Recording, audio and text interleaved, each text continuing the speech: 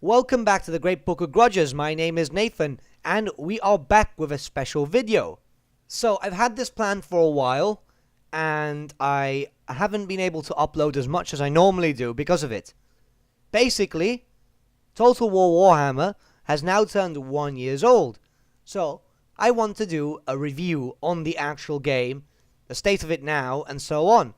So, without further ado, let's begin. Since the announcement of Total War Warhammer, I'd been eagerly awaiting its release.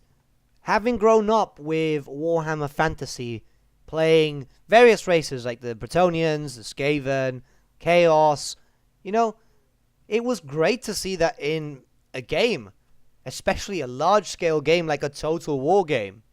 To be honest, I had lost any hope that any good games on Warhammer Fantasy wouldn't come out.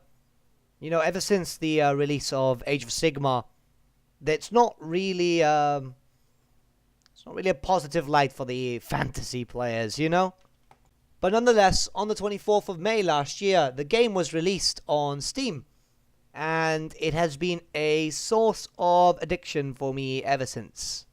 It was released at a pretty much difficult time in my life. It was a few days after my birthday. I'd just lost my job, but it was a bit comforting to have something to play. And to be honest, everything I expected from Creative Assembly was right there. And my god, it's been so fun playing this game. It has been utterly fantastic. So much so, that since the release of the game, I have played 1,711 hours on record. Not an easy feat considering I've got a full-time job, I've got a band, I've tried to have a social life. But this is pretty much taking all my free time. And thanks to this game, I even got interested on making the channel. So, actually, this has been quite a snowball effect, to be honest. See, around October last year, I was still unemployed. And a friend suggested that since I'm playing this game so much, that I use it to make a YouTube channel just to keep busy. See, it was adamant that obviously the lack of work was kind of affecting me. And so having something to play and to keep occupied with, does keep the mind at ease a little bit. And I'm so lucky about that, honestly, I really am. Because it has been a fun time, making the channel has been great and all that, and it's all thanks to this game, to be honest. So I'm kind of happy.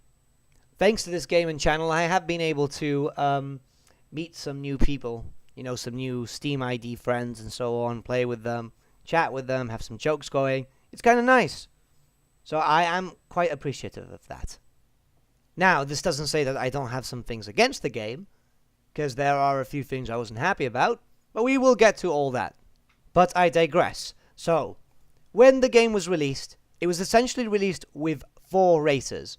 I'm not counting Chaos, because that was a DLC race, and we will get to it afterwards. Anyways, the Empire, the Vampire Counts, the Dwarves, and the Greenskins were released as playable races. Now, they had quite a decent roster. Not something too perfect, but then again, the game was massive. The old world is massive, and they did as much as I imagined they could to make it somewhat balanced. It was pretty cool to see. I myself am a big fan of the Vampire Counts, so I did play them a lot. I think I've got like 3 playthroughs of the Vampire Counts on the channel.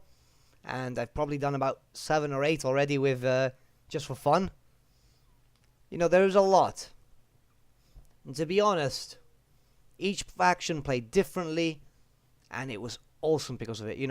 The Vampire Counts had no range, but they did have a lot of units. They did use a lot of magic. The Dwarves had a lot of heavy artillery, a lot of range, made them very powerful. The Orcs had numbers beyond numbers, which was freaking awesome. The war armies, it was just incredible. And obviously the Empire was the well-rounded one, with a bit of everything, and it made them bloody terrifying because of it. Now, overall, everything was fine with that. The only thing that set off a few alarm bells was the first DLC coming out a few days before release, which was the Chaos Warriors pack.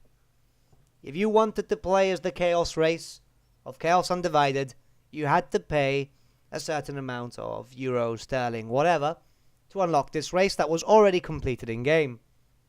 Don't know the reasoning behind it. To be honest, I was a bit pissed off with that, because I was like, well, if they were already done, why on earth would you just release another one? But, man, it happens, okay? I paid for it regardless. I've bought every DLC that's been released. I was not going to miss out on any content. It really sucked, but I still wanted it. And, you know, it was alright. It was a unique faction. It was a horde faction. It added new stuff. It was interesting to be able to play as one of the races which everyone was so terrified of. And they had a good mechanic, seeing as you played, and obviously you wouldn't be getting the invasion event. There was an invasion event internally for you where you get tested by the Chaos God Tzeentch. Makes it kind of cool that they at least thought of something different for that, with its own custom cinematic and everything. Since then, we've been treated to a number of DLCs. Some of them have been fantastic, and some of them have been rage-inducing. For example, the following month, we received the Blood for the Blood God DLC, which is literally just blood effects. You know? It's blood spouts, gory spatter on units, limb and head dismemberment, zombie skeletons and graveguard may continue to fight after dismemberment, explosive giving from mid-torso strikes, and so on. Right, I'm reading this exactly from their bloody Steam page. And we were expected to pay for blood effects, which, from what I can remember, have been in a lot of Total War games and so on. But this is, what, does nobody bleed in the old world until now, specifically? That really pissed me off. It wasn't the most expensive DLC, like, at all. But it was more the case of, like, seriously? Why? Ugh. The following month after that, we received what would have been one of my favorite DLC packs of all.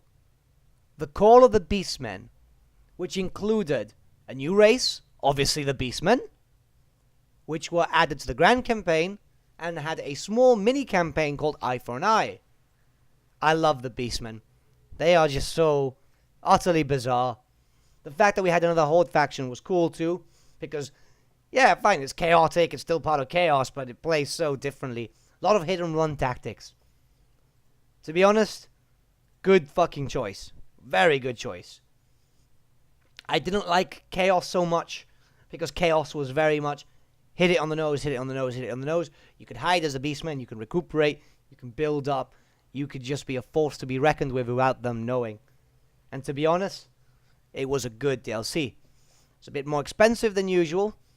It might have been about £18 or something. I'm not too sure now. But, to be honest, it was a good choice. I know people complained about it because it's like, oh, it's a faction that's always in the old world and so on. But they set out to make 4. Now we're at 6 factions. Why not? End of the day, we ended up getting something kind of cool. Next, we received the Grim and the Grave DLC, which added a new legendary lord for both the Vampire counts and the Empire. They also added some Regiments of Renown for both factions. Now, I love the idea of Regiments of Renown. It's awesome to have like a mercenary type unit. The only problem is, if you're going to make it for these 2 factions, you should have made it for all the current factions too. I know that we eventually got another DLC pack for more Regiments of Renown, but it still doesn't cover every single faction. It makes it very, very overpowered for the first 2 right now, at the point when it was released, to just be able to recruit units like that, you know? Just instantly. It made them much stronger, and it made everything a little bit more difficult for the other factions. This time I was playing another Vampire Counts playthrough, so I didn't care so much. But I did notice over time how easily I was taking over thanks to this bloody DLC. It's all about balance, my friends, and unfortunately Creative Assembly are not great at balance. Almost 2 months later, we did receive another DLC pack, which was really large. It was even accompanied by a free DLC, we received the King and the Warlord. So, the King and the Warlord was another pack similar to the Grim and the Grave, but it gave units to and regiments renowned to the dwarves and the greenskins. Pretty cool, you know. It added in 2 new factions too, another dwarf faction and another greenskin faction, which we got for the dwarves Clan Angrand with Belagar Ironhammer, and we also got Skarsnik, who is, you know, quite the most interesting goblin. They had different play styles to the original, so it added something different. You know, the goblins had to focus until they got the Karak 8 Peaks to get some orc units, so they could only use goblins. And Belagar had this interesting mechanic where everything was more expensive until they got the peaks. Pretty much hard mode, but it was fun. After that, we ended up receiving, obviously, Wurzag. And Wurzag was fantastic, because it added another faction, which it was like much more needed to add in some more stuff, which was the Bloody Hands tribe. This one was another greenskin faction, yes, but it was different because it focused more on Savage Orc units, and I'd been dying to use Savage Orcs and Savage Orc armies. I know you could get them with mods and so on, but I wanted the originals, and it would be much more cooler. So it was awesome to have. Plus, Wurzag is a beast and a half. I mean, my playthrough, I decimated a lot of people with Wurzag. He was a great hero. Anyways, moving on. On the 22nd of October, we ended up getting Grombindel, the White Dwarf. It was a a little bit of a fuck off. He was free in January, or you had to buy a issue of White Dwarf, which I had not been painting fantasy in a while because of Age of Sigmar.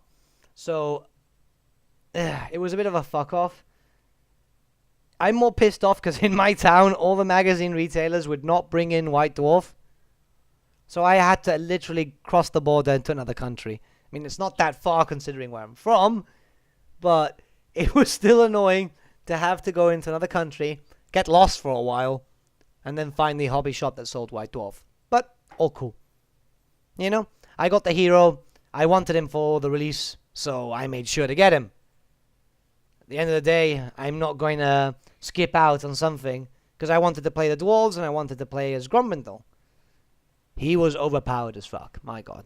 He was really overpowered. And I think most playthroughs now, the dwarves kind of dominate the south because of him. I mean, I know it's a lot of RNG, but the sooner they get Grombindel, the sooner they just field and destroy. Anyways, the 8th of December, we ended up getting a really cool DLC pack. We got the Realm of the Wood Elves, because Wood Elves. You know, fuck you. Anyways, this was another race pack. Wood Elves are not my favorite faction, and to be honest, I don't like how they play in Total War Warhammer. Mainly because, elves, man, elves. But, you know, that came with its own mini-campaign, too, which was kind of interesting. It was nice to have 2 new factions, because you had Durfu and then you had Orion, which was cool, because they both played very differently. One was more focused on actual elves, and the other one was focused on more spirits. So, yeah, it wasn't too bad. We got also introduced to 2 new laws, because we ended up getting the Law of Life and the Law of Shadows. So some healing for the Empire, which was freaking needed, my god. And then finally, we got 2 bunches of DLC. This is like the end of the DLC that we've received. 2 free DLCs too, which was fantastic. We got Bretonia, which was promised as a free faction. Absolutely loved it. Like, I can't complain. The mechanics are awesome. The fact that you get to get the Green Knight is just freaking incredible. Like, well done to Creative Assembly for making such an interesting faction out of a human race, you know? And Isabella von Carstein, which I haven't done a von Carstein playthrough yet, and I do intend to. Because now Vlad's been moved from the vampire counts to the von Carstein faction. You can get him within a turn and everything. It's overpowered as fuck. But I just really can't wait to play it and see what the difference is. To be honest, it's nice that we have all these different factions. Let's hope that more comes out. Anyways, so that's currently the last DLC. We have one more waiting. There'll probably be one announced today, considering that it's been a while since they've announced the DLC. And it is the yearly anniversary of the game. You know, the first year. They've already announced the second game, obviously, and I'm excited for that. But I just want to keep focused on this first game. They have announced, too, well, they haven't really announced, but they've stated that they're looking to do more DLC for the first game. Apparently, their reception was so good. Because of that, they would. So, yeah. Okay. So now that we've discussed all the DLC, I want to discuss the DLC pricings. Okay? I know this has been controversial for loads of people. But I actually don't mind it. Because seeing as it is this, right? Some DLC packs are like £7, another one's like 20 or whatever. But it's just adding extra factions. You know, or extra units and so on. And to be honest, I've been playing this game a lot. I've been actually, like, ignoring other games. And to be honest, if it's the fact that this game is just going to give me so much playtime. I mean, I'm, 1,711 hours in, and I am still nowhere near done with this. That's the cool thing. I am nowhere near done with this game yet. Not because of the YouTube channel. Not because of that at all, but literally, I play this in my free time. I absolutely love this game. So, say for example, right, a new game normally costs, like, say, £50 more or less nowadays, depending on the release, you know, the developer and so on. But let's go with, let's see, I don't know. Let's just say, okay, the Wood Elf, right? The Wood Elves. That was about £20 or something, no? Let's just say. Okay, so £20. It gave me 2 new factions. I've only played one at the moment. I'm playing the second one, but that's more of a casual play. It's not for the channel. But that's given me, say, for example, each faction gives me about 100 hours of enjoyment or something. And then depending on if it comes with a mini campaign or so on, it could come with more, like the Wood Elves did. So, to be honest, it's like, well, it's giving me time. It's not like, here's £20, give me a faction that I'm only going to play for 5 hours and be done with it. And obviously, you have the choice to buy it or not. I quite like it because I was like, well, I've got no games which are interesting me at the moment. I check Steam daily and all that, you know. I look around, but if there's nothing there, I mean, why not? If there's nothing that's actually taking my fancy, why shouldn't I just enjoy the fact that obviously there's another DLC which is going to keep me occupied? And as long as it's done well, and I'm not saying that Creative Assembly are the perfect company here, because there have been some DLC issues with previous games which were nothing more than, well, essentially kicks to the balls. But they seem to have got it right now. Now, I do get pissed off with certain things, right? Like, for example, okay, new faction, blah, blah, blah, cool. But there are so many things missing sometimes, you know? I want some awesome things, you know? I would just, like, you know, I mean, loads of people complain about it. It's like, oh, well, we don't have this, we don't have that, we don't have this. It's like, hopefully in the future they'll do that with the DLCs and start bringing some more in. I would pretty much prefer if they did that. I don't mind if it's going to take a year to get a full roster of what's been established, but I would rather have it than just have half a roster. Because the more you have, the more spoiled of choice you are. I mean, you'll be able to do that. I know you can get like mods that replicate that, but you know, you can only do so much with mods. So hopefully in the future we might get some sort of things like that. Now obviously the map is massive. There are a lot of factions which aren't fleshed out. I mean, it's a bit of a kick to the balls where Estalia, Talia, the Border Princes and Kislev have Empire units instead of their own. But you never know for the future. I mean, come on, Bear Riders. Who the fuck doesn't want Bear Riders? But we have to just keep our mind open and obviously pester Creative Assembly as much as possible. Just send them like messages every day and flood the forums. If they know that there's interest, there'll be interest. You know, this is why they're teasing Skaven all the time for the next game, even though we know it's Skaven. Mind you, it'll be a massive kick in the nads if they decide, no, it's not Skaven, it's actually Tomb Kings. Then I imagine someone's probably going to go to their studio and burn down their buildings. But, you know, there's a lot to go. Obviously, this game is fantastic. And I just keep repeating it over because I actually really like this game. DLC, like I said, I'll buy the DLC and so on. Sometimes it could be a little pricey. Like, for example, like, I have obviously been very, very much like open-minded with the Chaos thing, but I was really fucking pissed off with that. The fact that we had to pay on release to get the Chaos faction that was already implemented, I mean, yeah.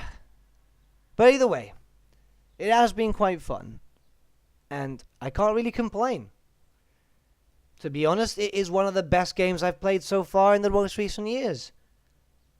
I know people do have a lot of like issues with it, and I've seen a lot of people just commenting, like even when I've done live streams and stuff, they'd comment and they go, "Oh, they should have done a historical." It's like, well, you never know, man. They've got like what 3 or 4 teams working on these games.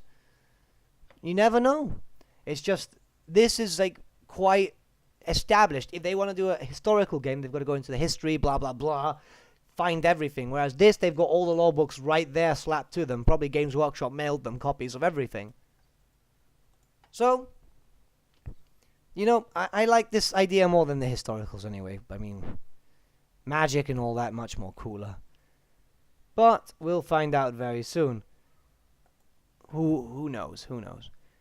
But anyways, on a final note, I'm pretty much giving this game an 8 out of 10.